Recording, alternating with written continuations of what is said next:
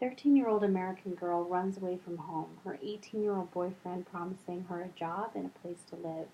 Instead, the boyfriend, in turn, sells her to his boss, who is a pimp, which then forces her into prostitution. 6 years later, she is able to be rescued during a police raid and is then placed in a recovery home where she receives intense counseling and medical treatment. This story just gives us a glimpse of the horrors of the sex trafficking industry.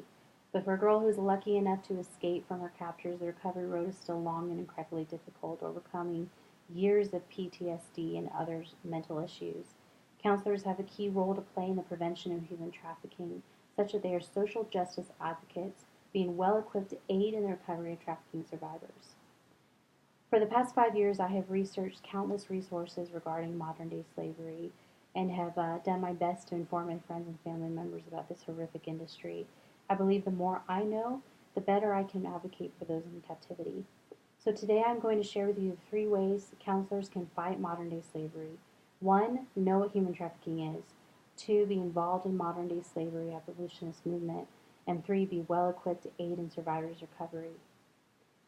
Education is important because it allows the counselor to be able to know what human trafficking is so that they can better effectively counsel victims and survivors. It's very easy to find this information on the website through books, no matter how. There's a lot of credible sources. I will name 2 sources though. 1. Consider the statistics found on the Polaris Project website, a global leader nonprofit organizations working to eradicate slavery.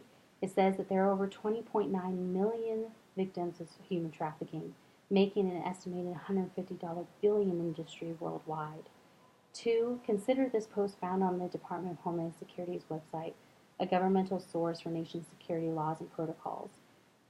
It states that human trafficking is defined as modern-day slavery and uses force or coercion to obtain labor or commercial sex. Statistics are beneficial, but personal testimony carries great weight as well, such as Kevin Bales, founder of Free the Slaves movement and author of several educational books regarding slavery, including the 2005 book Understanding Global Slavery.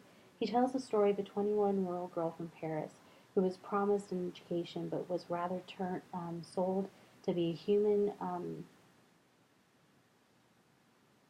a house servant for 14 years. She was later freed from her captors, but her story is one of the 2,000 house slaves in Paris today.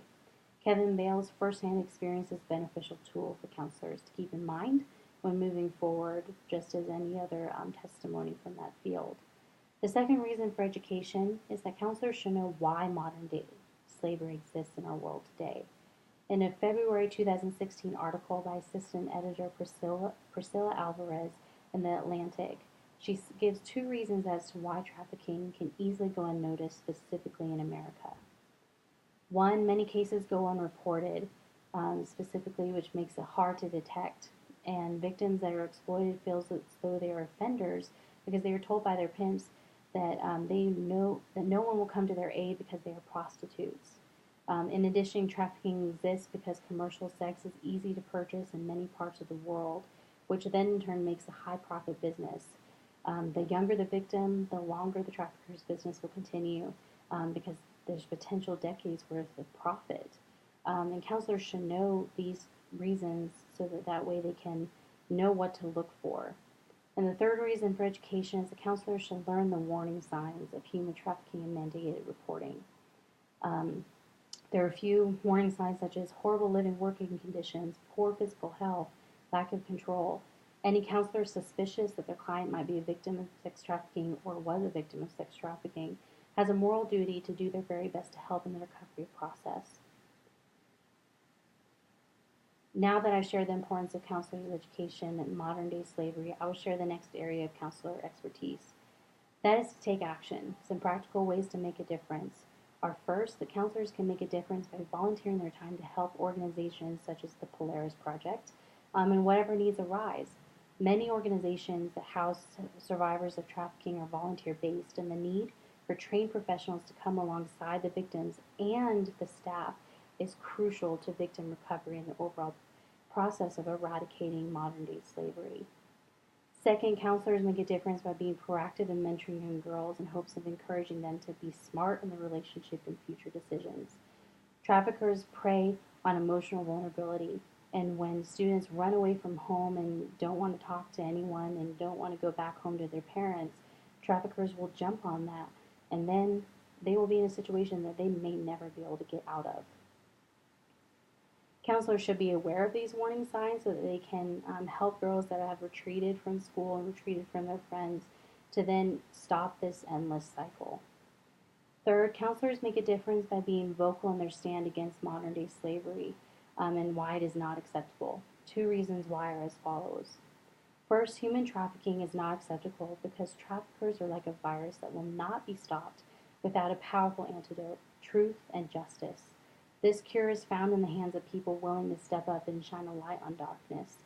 Counselors, whether the counselor is Christian or not, human trafficking is morally wrong regardless of race, ethnicity, or religious beliefs, and the counselor should hold to these same values.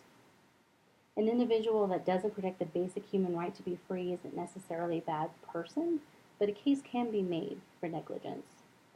So after the counselor has established and taken practical steps of action, survivor recovery is the next area of expertise. Survivor recovery is the most important role of counselor. The specific role of the counselor in the survivor's recovery expresses their level of training and empathy. When a victim of sex trafficking, for example, has been freed from a counselor, the counselor has the unique position of helping a victim through various mental and emotional issues. Mental issues such as PTSD and a lot of other severe deficiencies manifest themselves in survivors, and counselors may be the only person that these victims are willing to talk to, that these victims are willing to open up to and help in the healing process. Some counselors will have the advantage of experiencing domestic abuse or even sex trafficking firsthand, and that will give them an empathetic voice towards the survivor and may even help the survivor trust them on a deeper level compared to other counselors that don't have that experience. Recovery is also relying on the biblical mandate that Christian counselors abide by, specific to modern day slavery. I believe that Christian counselors are said to live by a higher standard than the average secular counselor. Isaiah 61:1 in the English Standard Version talks about God's specific anointing on his people to bind up the brokenhearted, to proclaim liberty to the captives, and the opening of the prison to those who are bound. I believe that to be anointed by God means you have a specific calling, one that he ordains. And counselors, I believe, have that calling to be a voice for those who have none. Recovery is dependent on the counselor being honest with the survivor, not promising a miracle, not promising recovery overnight, but rather a step-by-step process, holding their hand and guiding them through it. So in conclusion, counselors should be confident in 3 areas of expertise in regard to modern-day slavery. Be well educated in modern-day slavery, take action to stand against slavery, and be well equipped to efficiently aid in victims' recovery process. Human trafficking is one of the fastest growing industries, which means that the need for skilled professionals willing to fight this injustice needs to grow just as quickly. Counselors have a key role to play in aftercare trafficking victims, one that is both biblical and practical. Slavery has never been acceptable. There has never been a point in time where any man, woman, or child has deserved to be sold as commodities. This is an injustice that I believe grieves God's heart because he desires freedom for all his children. This is confirmed in 2 Corinthians 3:17 in the English Standard Version. Now the Lord is a spirit, and where the spirit of the Lord is, there is freedom. So let's be the key to freedom for those who are stuck in captivity.